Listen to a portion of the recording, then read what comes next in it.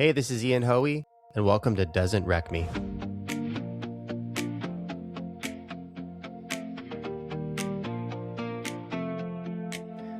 Hey, this is Ian, and welcome to the Doesn't Wreck Me podcast, a show about how to create a life that doesn't wreck you.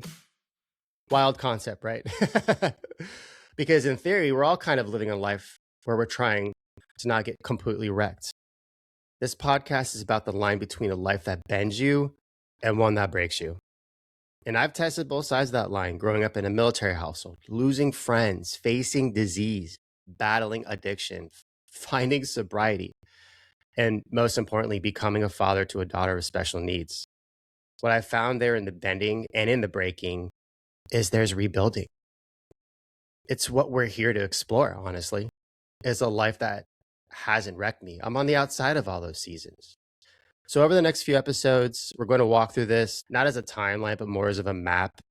Each chapter is a place where I bent, some places I almost broke, and all of them taught me something about what doesn't wreck you and what does. I'll start off with the foundation. It's probably the best place to start. And in future episodes, I'll unpack how I broke a generational curse and how I healed the perfect disease, how I wired my brain from a critical character flaw, and how I've championed being a special needs parent. A lot of these things are very challenging. I'm on the outside of these challenges, and I feel like I've built a life to some degree that doesn't wreck me. I want to call it sustainable, although it is unsustainable. But if I'm hopeful and I've made it, I can definitely help you.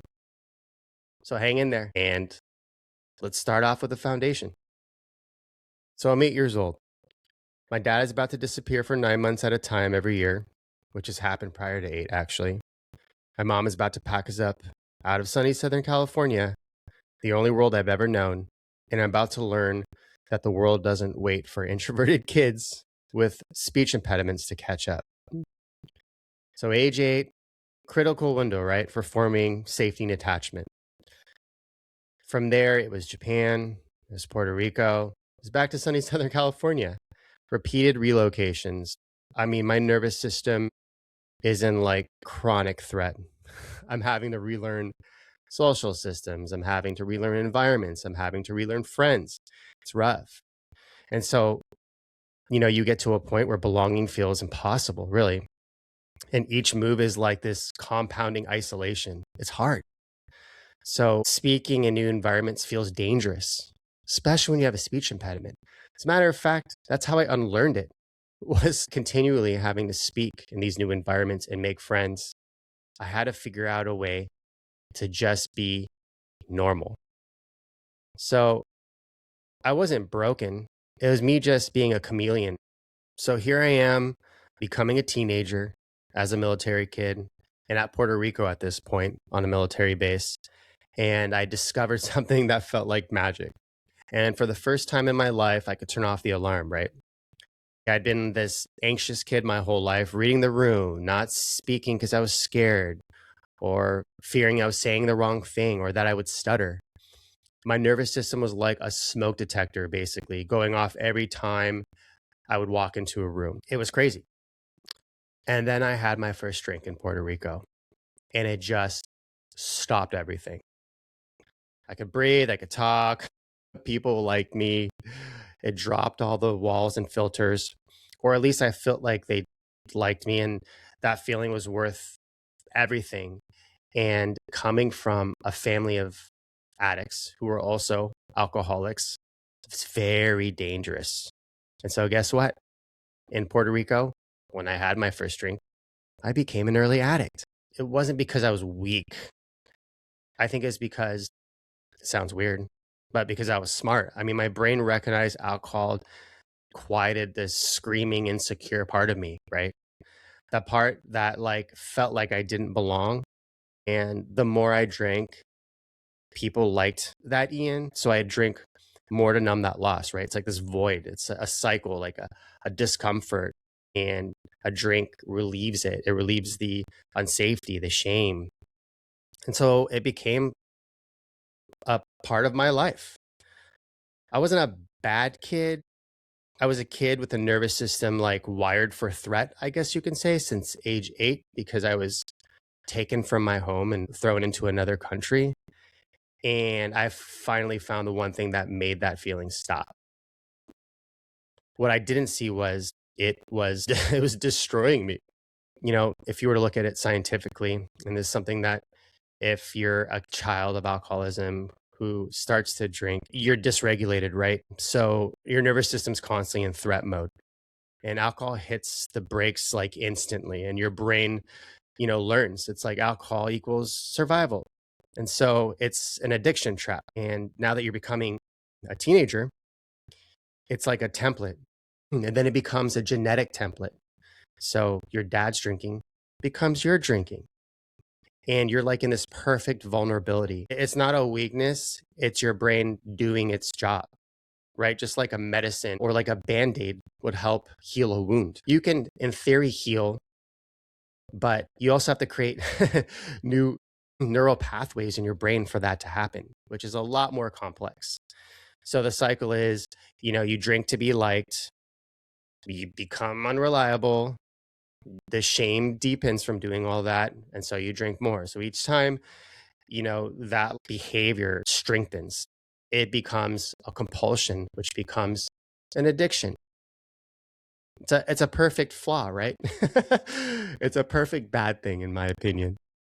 So by high school, I had already moved back to sunny Southern California and I'd lost the speech impediment. So that wasn't a barrier anymore. But the anxiety, the nervous system that had been wired for survival since age 8 was definitely still there. And I discovered something. If I told people what they wanted to hear, they stuck around. If I threw parties at my house while my parents were out of town, I had friends. If I embellished who I was, I could be who they needed me to be.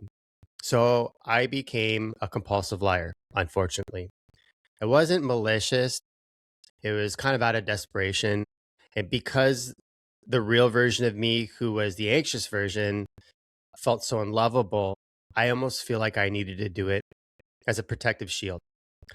So every lie I was reaching out and handing out, it was saying like, please like me, basically, or please stay. I want to tell you what you want to hear. Be the version of myself that made me feel, comfortable. I wanted to be someone everyone wanted to be around, essentially. So I felt belong.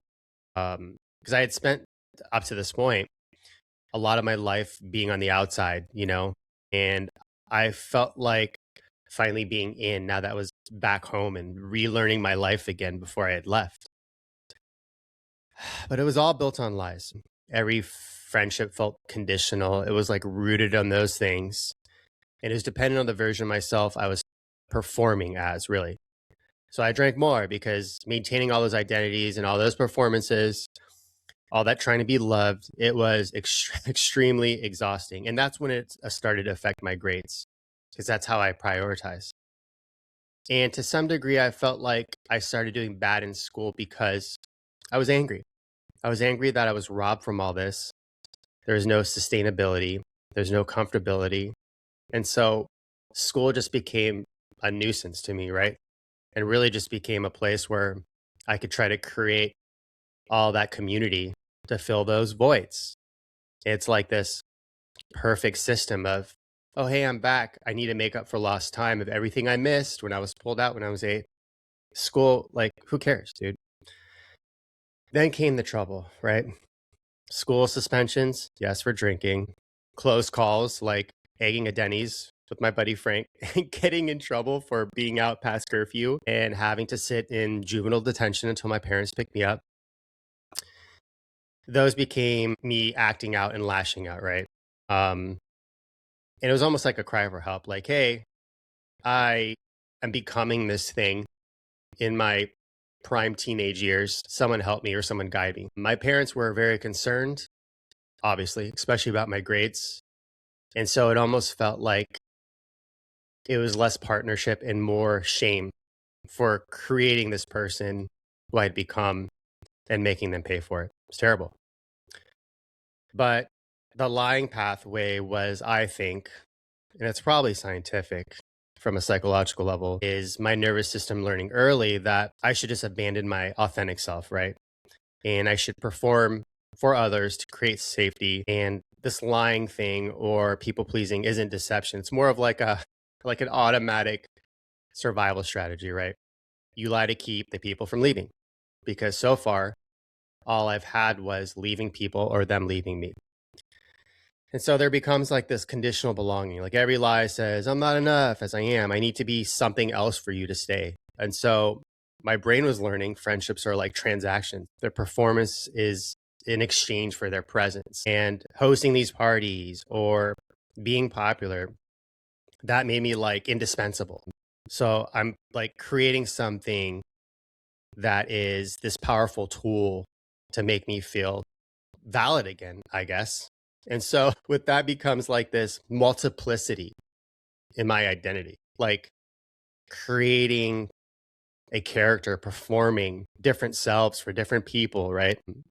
Each identity required maintenance. And so alcohol became a tool to manage the emotional and cognitive load of being many people at once. And this isn't just a high school thing. This is like the first 2/3 of my life, unfortunately. And so that escalated where I have an early addiction now, drinking essentially to cope with this and fitting in. And mid addiction, I used lying to maintain this persona or performance. And that came with chaos and consequences of getting in trouble, getting booted from school. And this whole time, I'm just trying to chase some form of authenticity through all this destruction, right? Like, who am I? I didn't even know. And so, like, shame became like this fuel. Every time I lied to keep someone, I kept reinforcing it. My real self isn't worthy. I'm still this shy, introverted kid with a stutter. And I'm trying to escape the knowledge that I've built all these relationships and friendships really off a lie. And so I realized that the performance probably couldn't last forever and people would eventually see through it. But I almost saw graduating out of high school as my escape. Like I was an escape artist. Like I could create this persona or character and then I'd be free of it once I graduated because then we'd move on to our lives. Kind of like I'd be free from it from Puerto Rico or Japan when we lived there and moved, where I was also performative because I would never see those friends again either, right? And sure, I had like a core group of friends, but even with the people who became my close friends in high school that I did graduate with, they weren't getting the true Ian Hoey. And so now it's not just an addiction, it's the fear of abandonment. And so I have to keep up this performance. That's tough. And it did wreck me, to be honest. So this led me to my 20s when you're supposed to have it figured out, right? So you get the job, you build the life, I prove that I'm not this high school kid anymore. I've kind of grown out of that, I think. And so I did all that. I started in the Halloween industry, then music, and these drops took me out of San Diego to Orange County, where my girlfriend, Kalina at the time, then fiance, and then eventually my wife followed me and lived with me in our awesome little condo, which we had so many awesome memories in. And she was patient with me in a way I didn't deserve at that time, especially still being this high school kid while I was still lying, still drinking, still doing all of it until that time, just in different industries, different cities. She was there anyway, believing that there was something real underneath the performance. And she saw it. And I love her for it, really. Then my best friend died, who I had met while working at a record label in Huntington Beach, California. And everything I'd built, the career, the facade, the drinking strategy, suddenly felt like it was built all on quicksand. It's the best way to describe it. The grief cracked me open in a way I can't even describe in words. And I didn't know how to do that sober. So I didn't try. I just drank through it. I lied about how I was handling it. I kept performing. I still remember one point I cracked pretty hard actually at a Red Robin in Anaheim, California with my then fiance and a couple friends, and I let out this visceral cry that resonated throughout the restaurant.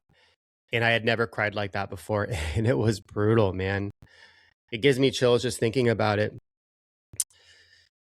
And so here we are losing who was our roommate, by the way, my best friend. And it kind of escalated my relationship where my wife was like, we got to get married and we need to start a family or else I'll have nothing of you. And so we did just that. She got pregnant and she was pregnant while we got married. And suddenly there was this little human looking at me like I had all the answers. And I was still drinking at the time, by the way. And optically, that looked great, right? Married, kid on the way, kid here. I had this cool, stable job, corporate job in the action sports industry. And it looked cool and great and successful and sustainable. But underneath, that's not how it was. I was still that broken 8-year-old kid, really. It's like I, to some degree, will always be that broken 8-year-old kid, but I'm grateful for it. Because really, it's a foundation to who I am now. But I'll get to that.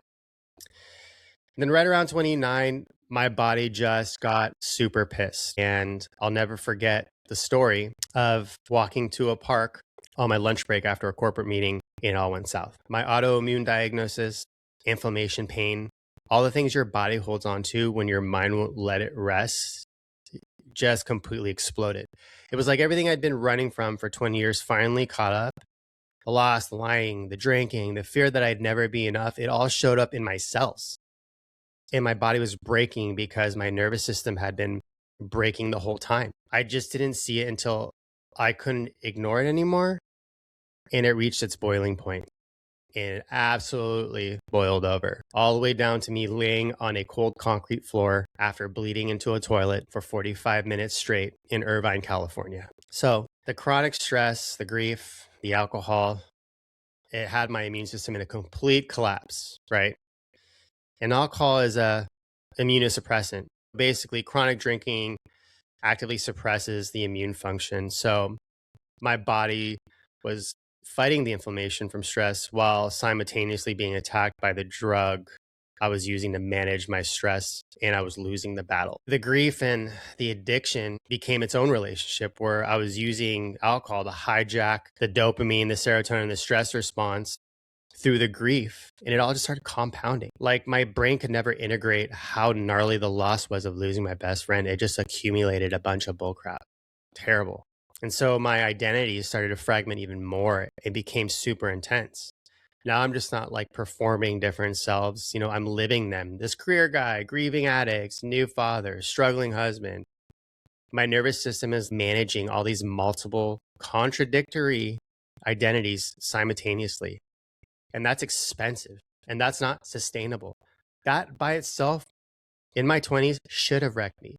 I even joke to this day with my wife, she saved my life. But I actually mean it. It's serious. She did. Because as I became a husband and father, being a parent forces confrontation with the person you are versus the person your child needs you to be, right? So this triggers like massive shame and anxiety. And so for someone already using alcohol, it was the perfect escape mechanism for those feelings. And it just started to accelerate. I was like the perfect escape artist. A lot of times I was more concerned what people thought of me or how my life looked optically versus actually trying to create substantial change. So it got so bad, my immune system is literally attacking itself. It has been for freaking decades. And the autoimmune diagnosis isn't separate from the addiction and grief. It's the physical manifestation of it. It completely exploded. And trust me, I felt it. It was bad. So I had reached a breaking point, right? This is where like I couldn't perform anymore. I'm in pain. And I'll never forget the doctor after getting fully scanned colonoscopy from being sick in that bathroom telling me I essentially have 3 options. I either don't do anything and get cancer eventually, because that's where it was headed. I take medications for the rest of my life to suppress this immune system from a chemical standpoint. Geez, I don't know. Compounding more stuff in my system sounded like a great plan, to be honest. Didn't want to do that. Or I change my life completely and try to battle this thing. But he suggested the middle point, which was medicate myself because this is indefinite. This will happen for the rest of my life. And so, 48 hours later, after I had recovered to some degree and slept, and at least had awareness of where I was and how I was feeling without being on medication, coming out of a hospital pretty fresh, I looked myself in a mirror and I said, I am done. So 48 hours later, no drama, no rock bottom, just an epiphany. I can't do this anymore. My body was screaming. I mean, my wife was done. My kid was looking at me like this father figure to lead him, much like my father and how I modeled after him. So I stopped. Cold turkey, no taper, no meetings, no strategy, just no more. It was like I had this holy moment in front of this mirror. Kind of like that song by Michael Jackson, Man in the Mirror. The irony. Sorry, I just thought that would be a funny mention. But something shifted in the pain, and it was clarity. And for the first time in 20 years, I wasn't lying. This wasn't a performance. And I was tired of running. I was just sitting there completely wrecked. And it was honest. And I was terrified. I honestly thought I was going to die. And so I recovered and I found this book called The Miracle Morning by Hal Elrod. And it had this really crazy and unique story of this dude who got in a horrendous car accident when he was 19, brain exposed, all of his bones nearly broken all at once. And he survived, even though he was clinically dead. He was pronounced dead and he came out of it and had a crazy near-death experience. But it changed his whole life. And I'm like, wow, that aligns where he had a crazy experience. And I just had mine, although they're not so similar, where he died. I just thought I was going to die. And he created this routine because of it called Savers, which is silence, affirmations, visualization, exercise, reading, or scribing, or writing. Scribing, writing, the same thing. Sounds simple, right? It wasn't. It was radical. Like, because every single tool addressed something my nervous system had already been missing. So silence gave me like an escape for my hypervigilant brain and like permission to rest, right? Affirmations like rewired the narrative in my mind that was telling me my whole life, like, hey, you're not enough, into something completely different and new. Visualization gave me a future that I was surviving in. Exercise gave me regulation for my dysregulated nervous system and a way to like process and talk through movement, really.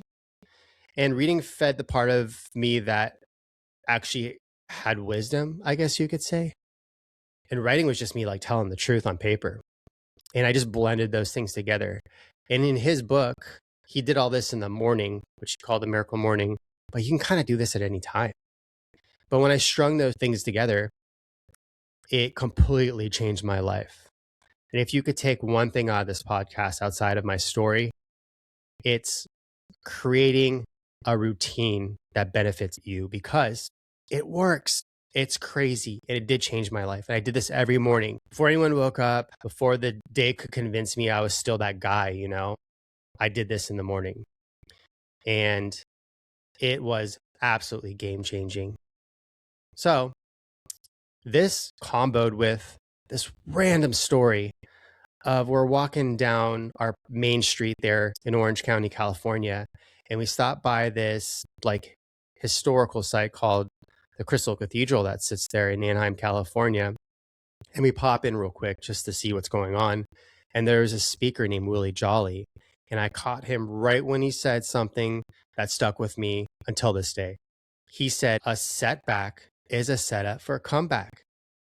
And everything I'd been through, the loss, the lying, the addiction, the autoimmune diagnosis, it all made sense. It was preparation. It was education. It was the thing that made me able to actually see what needed to change.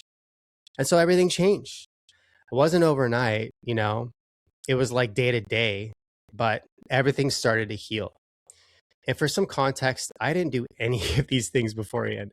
I didn't work out. I didn't drink a lot of water. I never read. I never meditated. I didn't know what an affirmation was or even how to visualize. What the hell is visualizing?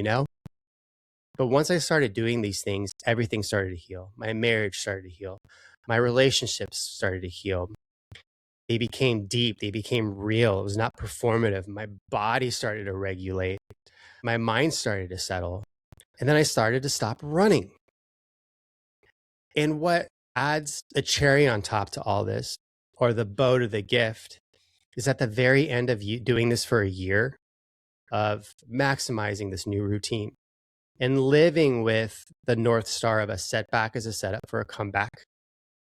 I went back to my gastro doctor and did all the tests and came back for a follow-up. And he was like, "You're the healthiest guy I know." Crazy, right? He just drops that on me. From the worst patient he's seen in a while to the healthiest guy he knows, because I had completely changed my life. And then I continued to drop it on him that I hadn't even done anything he told me to do. I hadn't stuck to the medications. I never did the Humira he suggested, which is basically you taking shots every 2 weeks for the rest of your life to control your immune system. I hadn't done any of that. I had just done this routine. I had watched what I'd eaten, and I had taken care of myself, and I healed. I was officially in remission. Crazy, right? So the cold turkey, yeah, it was a nervous system shock, and it was really abrupt. And I was kind of in this like chaotic storm for a hot second.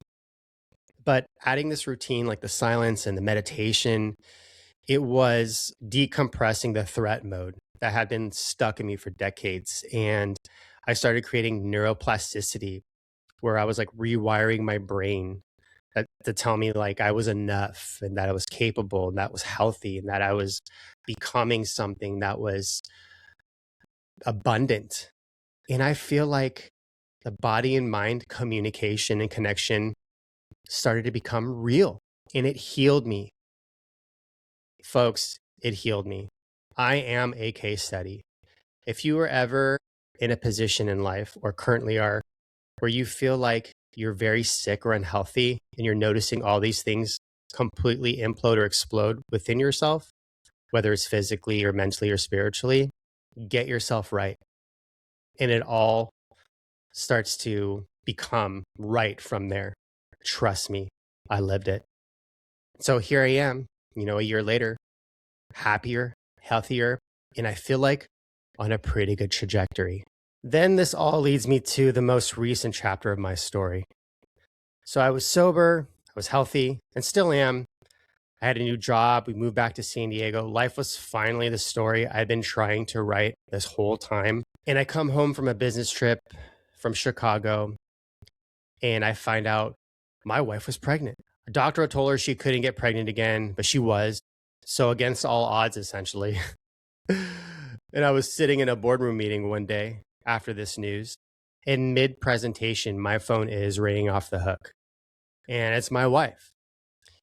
And I thought, hey, I've got to answer this. She's calling me over and over. This must be important. I walked out of the room. I answered. And she essentially told me a gender reveal. And I asked, why are you telling me we're having a daughter? And she said, because it came with the news that they had found something, and it was trisomy 21, also known as Down syndrome. And in that moment, having to sit back in a room full of people, I felt everything I'd built, the sobriety, the healing, the performance, and then being fixed. And then suddenly I'm feeling so fragile again. And so is she, by the way. We've both been through a lot together. A lot of what I've been through, she went through as well, and it was relative. So everything I thought I knew about strength, about love, about what matters, it all got rewritten, because now there's this thing about raising a child with Down syndrome. She's just going to come into this world and love me unconditionally without agenda or condition. And for the first time in my life, the performance at that point had completely ended. And I finally understood what my life was leading up to and what this was all actually for. And I had never known a special needs person before, or anything about the community, or had even advocated for a special needs community. And here I am, a special needs father of a daughter who I've always wanted. I've always wanted a daughter. I was so happy for her to be here and to come into this world, especially as me, as her dad, and my wife as her mom, because I feel like we were the parents who can take this and rise and be everything she needed to be. And so with all that being said, it was the biggest blessing and miracle of all time. So we up and moved to Boise because, to add a complex layer to all this, a challenge, that big boy job I was working, where we found out about Clara, went bankrupt. And so we had to move to Boise. It worked out where I got a call within weeks of this happening for a job offer out of state. It broke me open in every best way possible. Every limitation became a teacher. Every no from the medical system became a why not. Every challenge that she faced or we faced or that I faced, I became the man I'd always wanted to be. And she brings me so much joy. And I've never experienced anything like it. There's no temporary high of alcohol or like a hollow victory or a business or corporate win. Nothing. Just real joy. And that kind of shows up fully in everything. No armor, no lies, just in life. And now I'm advocating at a high level because I've seen what this system does to families like mine, for her and for others, and for every kid like her. And I felt like the only thing to do that was this unconditional love and the challenges that came with all of the significant hardship that came and pain in my life. And the foundation of this deeply insecure, scared kid who's just moved over and over, and the generational disease of alcoholism and trying to struggle through that, and all this multiplicity of personalities and performance and feeling overcompensation and over medicating finally led me to this point in my life where I know who I am, what to fight for, and who not to become. And also now, who to help. Game changing, right? Wild. As if one of those things was enough. I got through them all, and I'm on the other side of those seasons. And so now here I am. But here's what I'm not going to tell you: that I'm fixed, that sobriety fixed me, that becoming a special needs parent cured my anxiety or depression or the tendency to slip back into old patterns when things get hard, because that's a lie. And I don't do that anymore. That's old me. That's 8-year-old Ian. I mean, some mornings I still wake up with my nervous system screaming, usually. The anxiety is still there for sure. The depression definitely knocks on my door. It really does. So I lean on what I know: my savers, my routine, my wife, my daughter, the people I'm advocating for, the work that matters at this point in life, because that's what building a life that doesn't wreck you actually is.